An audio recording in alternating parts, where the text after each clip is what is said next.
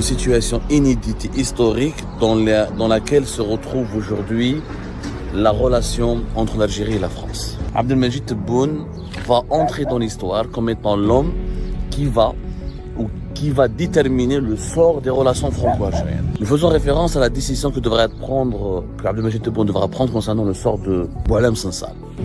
Il y a aujourd'hui un autre Français qui est en prison en Algérie, Christophe Glaise, journaliste sportif. Sauf que Boualem Sansal, juridiquement parlant, nous avons pu confirmer au cours de notre enquête qu'il a décidé de ne pas introduire un pourvoi en cassation. Il ne conteste pas la décision de la Cour d'Alger. Il y a une seule décision qui pourrait le sortir de prison, c'est la grâce présidentielle de Abdelmajid Tebboune. Abdelmajid Tebboune a les clés de la réconciliation entre ses deux mains.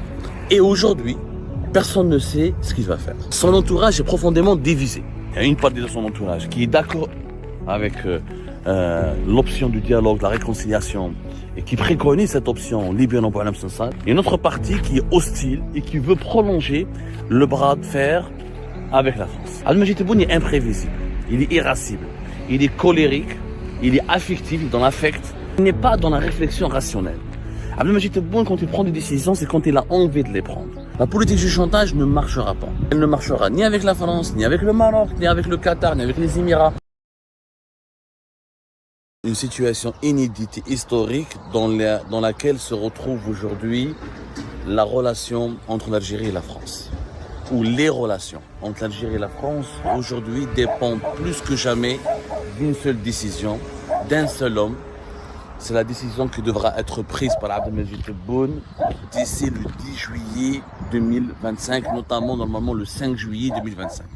Abdelmajid Tebboune va entrer dans l'histoire comme étant l'homme qui va déterminer le sort des relations franco-algériennes.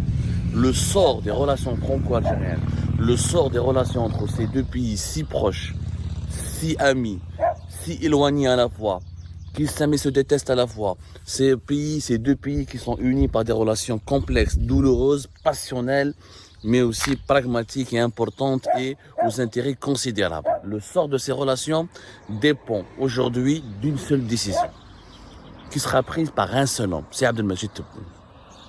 Vous avez bien compris à quoi je fais référence, ou à qui je fais référence. Nous faisons référence à la décision que Abdelmajid Tebboune devra prendre concernant le sort de Boualem Sansal. Il y a aujourd'hui un autre Français qui est en prison en Algérie, Christophe Glaise, journaliste sportif. Sauf que Christophe Glaise, c'est un cas beaucoup plus compliqué parce que son jugement n'est pas définitif.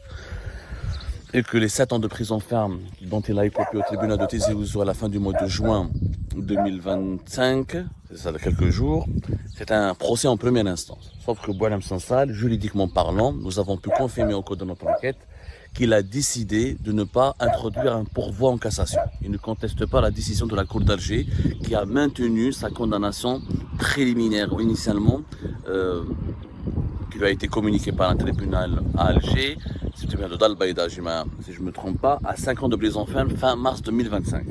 Donc la Cour d'Alger confirme son maintien en détention. Boualem Sansal a décidé de ne pas faire de pourvoi en cassation. Il ne va pas contester la décision définitive de la Cour d'Alger. Donc il attend. Il y a une seule décision qui pourrait le sortir de prison, c'est la grâce présidentielle de Abdelmajid Tebboune. Le cas de Christophe Glaise, juridiquement parlant, il n'est pas éligible à une grâce présidentielle, même si la loi algérienne, d'après des juristes à qui nous avons parlé, permet à Abdelmajid Tebboune, en tant que premier magistrat du pays, de libérer n'importe qui à n'importe quel moment. Mais juridiquement parlant, Christophe Glaise doit faire appel et ça doit passer par la cour d'appel. Et on ne peut pas programmer un procès en appel d'ici le 5 juillet. La grâce présidentielle, elle intervient le 5 juillet à l'occasion de la fête de l'indépendance du pays. Même si, juridiquement parlant, il s'avère que peut-être qu'en tant que président, le président algérien, c'est le premier magistrat du pays. Et en tant que premier magistrat du pays, il a tous les pouvoirs absolus pour libérer, encore une fois, quiconque à n'importe quel moment. Mais ça reste sujet à des interprétations juridiques qui sont très compliquées à expliquer au cours d'une seule émission. On fera un décryptage juridique plus tard. Donc, si Boualem Sansal n'est pas libéré, s'il est libéré, il y aura un retour au dialogue et à l'apaisement entre l'Algérie et la France. S'il n'est pas libéré, les relations entre l'Algérie et la France vont basculer dans une dimension que nul ne peut décrire, que nul ne peut expliquer, mais que nous pouvons d'ores et déjà qualifier d'une dimension historique, puisque le divorce sera pratiquement inévitable. Pourquoi? Boualem Sansal n'est pas qu'une affaire d'État.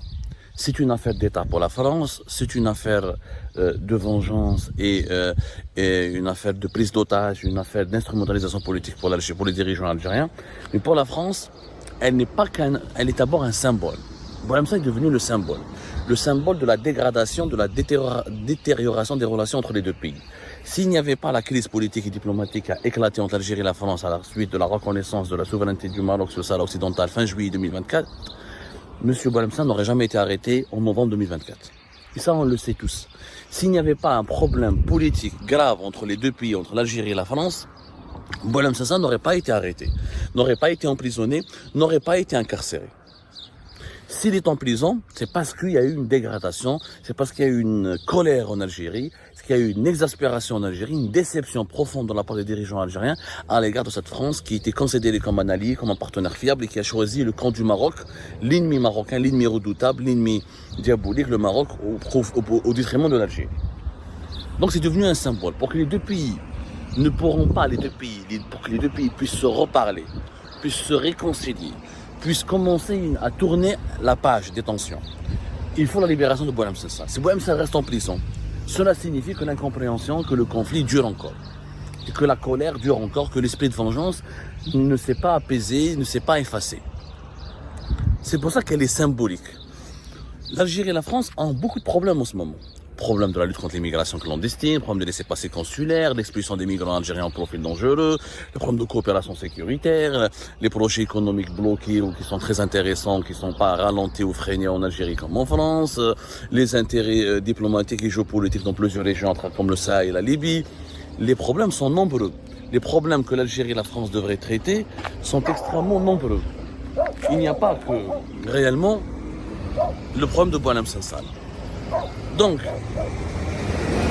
si les problèmes sont nombreux, cela nécessite quoi? Cela nécessite une reprise des négociations, un processus de réconciliation. On ne peut pas reprendre les négociations, on ne peut pas négocier des accords, on ne peut pas trouver des solutions à des problèmes si on ne se met pas autour d'une table. Et on ne peut pas se mettre autour d'une table et dialoguer s'il n'y a pas un élément déclencheur, c'est-à-dire un élément apaisant qui permet de ramener vers soi ou de ramener vers cette table de négociation les dirigeants qui étaient, on va dire, divisés ou qui ne se parlaient plus ou qui entretenaient des relations conflictuelles à cause de certains problèmes irrésolus. C'est pas possible. Non, mustahil. Donc, quel est l'élément déclencheur de la réconciliation? C'est l'affaire Boualem Sansal. Et l'affaire Boualem Sansal, elle ne concerne pas, au départ en tout cas, elle est concernée, elle est mobilisée, c'est vrai, l'extrême droite, la droite nationaliste, dure et quelques courants nostalgiques de l'Algérie française. Mais aujourd'hui, nous avons bien vu que même la gauche française, comme par exemple le parti de la France Insoumise, qui est le parti de la formation politique la plus favorable à l'Algérie, la plus favorable à une relation apaisée, équilibrée, et à une relation d'amitié sincère avec l'Algérie. Même la France Insoumise de Jean-Luc Mélenchon a demandé, il y a de cela 48 heures, la libération immédiate de Boualem Sansal et de Christophe Glaise. Même la France insoumise, même la gauche française, qui veut tourner la page, qui veut écrire une autre page des relations avec l'Algérie, des relations équilibrées, d'égalité absolue, de pragmatisme pour les deux pays. Elle n'accepte pas que Boualem Sansal reste en prison. Elle n'acceptera pas que Christophe Glaise restera en prison, parce que ce sont des otages. Même le plus pro des Algériens, même l'Algérien le plus, même les dirigeants, même le politique français, même Dominique de Villepin lui-même, même le plus pro des Algériens, ne pourra pas accepter que Boualem Sansal et Christophe Glaise restent en prison. Pour une raison qui est simple. C'est que c'est injuste, c'est de l'arbitraire, c'est contraire aux valeurs de l'humanisme et c'est contraire aux valeurs diplomatiques les plus élémentaires. Tu peux pas me prendre un de mes ressortissants, même s'il a été naturalisé que récemment, il reste populaire en France, il reste très très lu en France, il reste influent sur la scène culturelle francophone et française, tu ne peux pas le prendre comme otage et me dire tais-toi, je suis souverain, c'est ma justice et tu dois l'accepter. C'est pas possible, personne n'acceptera. Personne n'acceptera. Aucun pays civilisé n'acceptera qu'un intellectuel qui parle au nom de sa langue, qui utilise sa langue, qui contribue au rayonnement de sa langue, même si cet intellectuel a eu des positions malheureuses et controversées, et qui sont discutables, et qui sont critiquables, mais aucun pays civilisé, aucun grand pays à travers le monde ne peut accepter qu'une figure de sa culture, de sa littérature, et qu'un acteur intellectuel de sa scène culturelle soit emprisonné injustement ailleurs dans le monde. Ni les États-Unis, ni l'Angleterre, ni le Japon, ni la Russie, personne ne l'aurait accepté. Donc l'Algérie aujourd'hui, elle est confrontée à deux choix. Et ce choix, malheureusement, ce ne sont pas les Algériens et les Algériens qui vont le faire. Jean-Luc Mélenchon, dans sa lettre adressée à Abdelmadjid Tebboune et à la présidence algérienne, dans laquelle il demande la libération de Boualem Sansal et de Christophe Glaise, il dit très bien que la majorité des Français veulent des relations tranquilles, amicales et calmes avec l'Algérie. Il dit même, il a raison de le dire, Jean-Luc Mélenchon, que la majorité des Algériens veulent la même chose, ce qui est vrai. Cette crise entre la France et l'Algérie, elle n'apporte aucun bénéfice pour les deux pays. C'est une crise problématique pour les deux pays. Et les populations des deux pays sont prises en otage. Et c'est une crise complètement inutile, complètement bête et absurde. Il faut arrêter de mentir. Les radicaux, les fanatiques, et les intolérants et les haineux en Algérie nous font croire que l'Algérie peut vivre sans la France. C'est pas possible. On ne peut pas vivre sans la France, il faut dire la vérité. Pourquoi? Parce que nous avons des liens historiques et des liens humains très forts.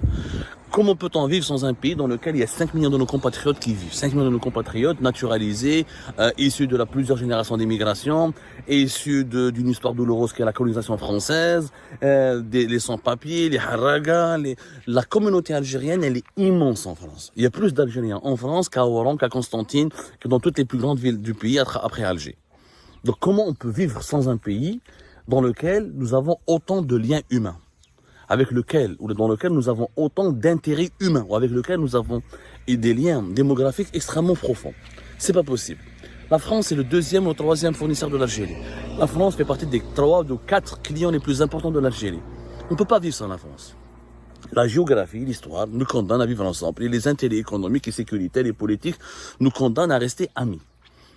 Et la France ne peut pas vivre sans l'Algérie. Pour lutter contre l'immigration, la France a besoin de l'Algérie. L'Algérie, c'est le deuxième marché africain de la France.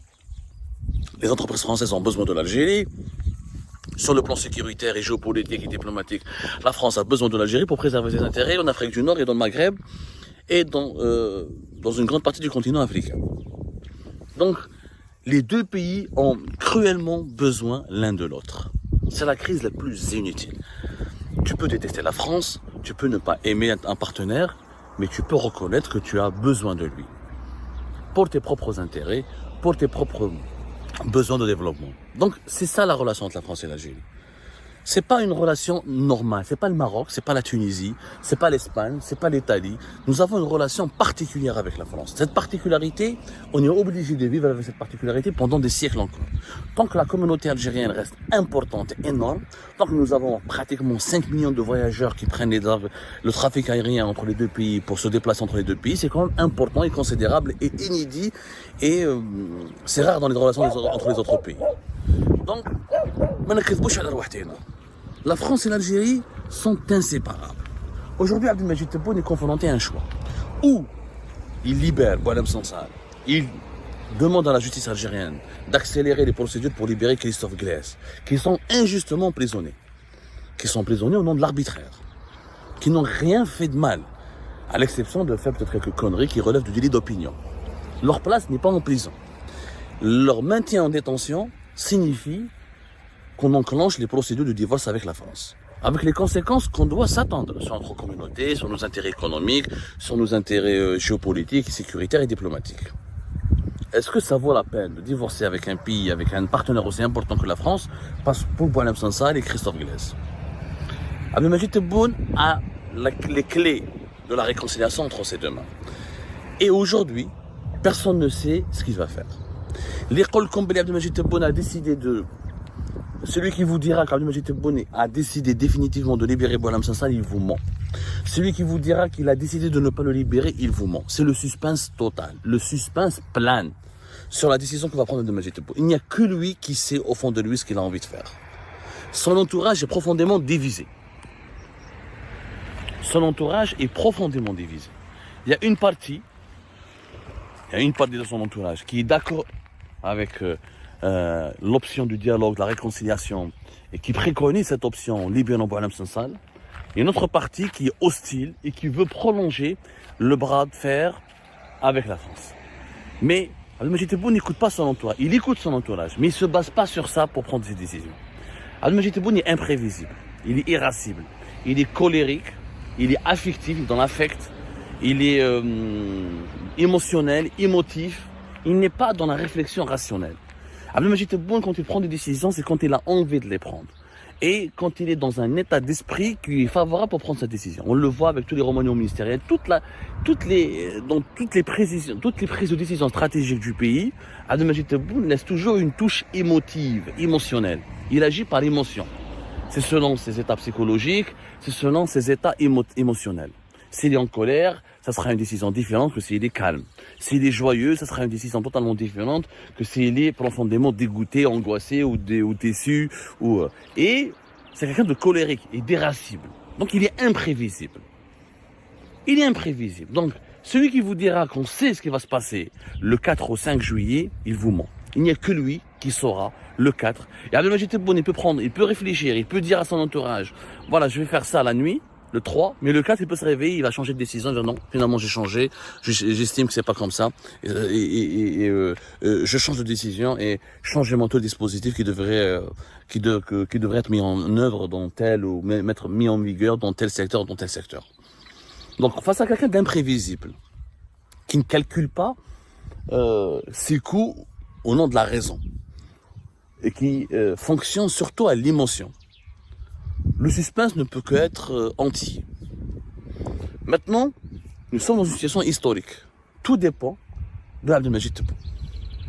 C'est à lui de voir, est-ce qu'il veut le divorce avec la France, avec les conséquences qui s'imposent, ou est-ce qu'il veut le dialogue, l'apaisement avec la France, avec les perspectives qui vont être générées à travers ou après cette décision.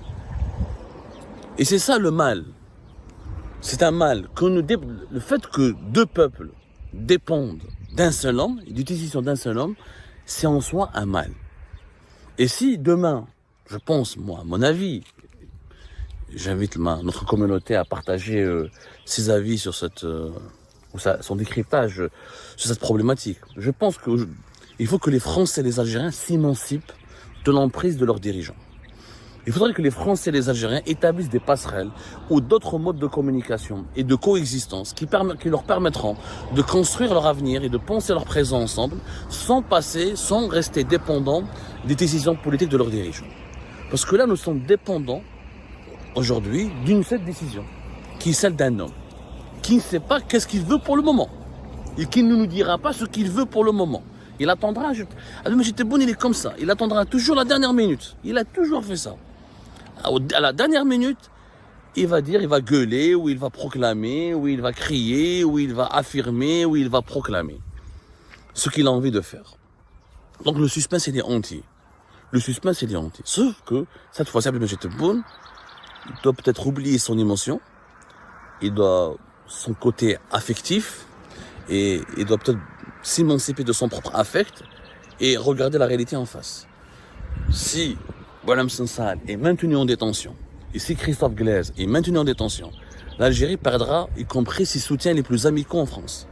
Ni la France insoumise, ni la gauche, ni l'extrême gauche, ni Dominique de Villepin, aucun pôle politique ne pourra aider l'Algérie plus tard. Aucun pôle politique français ne pourra militer encore pour préserver les intérêts d'Algérie en France, ou pour militer pour une relation équilibrée et amicale avec la France. Ce ne sera pas possible. Ça ne fonctionnera pas. Parce que personne ne peut cautionner ce qui s'est passé. Personne ne peut cautionner qu'un homme malade, cancéreux, soit condamné encore à la prison, reste encore pendant 5 ans en prison, juste parce qu'il a fait une déclaration.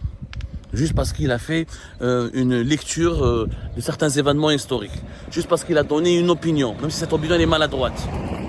Et je rappelle que Boualem Sansal, son affaire, c'est pas que des opinions. C'est aussi des messages WhatsApp échangés en privé avec des personnalités politiques françaises, mais en privé. Donc, la balle est dans le camp de Tebboune. Mais si on veut que la situation change, il faut peut-être sortir de l'affect. C'est important de vous expliquer aujourd'hui Là, c'est le caractère inédit de ce que nous sommes en train de vivre. Nous dépendons tous de la décision d'un homme qui va marquer les relations entre les deux pays. Parce qu'on peut pas, en France, on peut tout accepter. On peut tout accepter, les reproches sur la colonisation, les reproches sur la responsabilité des Français dans certaines crises que les Algériens et les Algériens ont vécues, etc. Mais on ne peut pas accepter le chantage. Aucun pays n'acceptera, aucun grand pays. Même aujourd'hui, les pays qui ne sont pas puissants n'accepteront pas le chantage. Je garde vos écrivains, je garde vos ressortissants, je les mets en détention, et vous devez me supplier, et vous devez négocier avec moi, et vous devez me faire ceci, et me renvoyer cela, et me donner ceci, ou faire des compromis sur cela ou ceci, sinon je ne vais pas vous donner, sinon je ne vais pas remettre en liberté vos ressortissants. La politique du chantage ne marchera pas. Et elle ne marchera ni avec la France, ni avec le Maroc, ni avec le Qatar, ni avec les Émirats. La politique du chantage, là, on n'est plus dans les années 60, dans les années 70. Aujourd'hui, la politique internationale a changé. Elle est protéiforme, elle a de multiples formes. Les intérêts économiques sont devenus plus importants que les intérêts politiques.